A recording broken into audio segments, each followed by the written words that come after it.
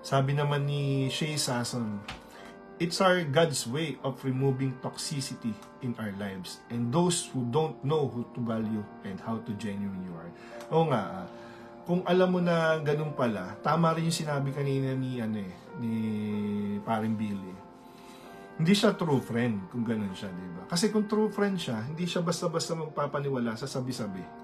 Di ba? At saka kung talagang kaibigan siya, kahit pa halimbawa ako yung friend niya, nakabalita ako na ganun, parang sinisiraan ako nitong friend ko Pero kasi kilala ko naman to parang ganun. Siyempre, mafe-feel bad ako, negosyo ko siniraan. Pero dedirektahin ko siya na, halimbawa, secret sender, totoo ba na ganito ganyan, di ba? Kailangan niya muna kausapin yung tao mismo, hindi yung magpapaniwala muna siya doon sa sabi-sabi ng iba.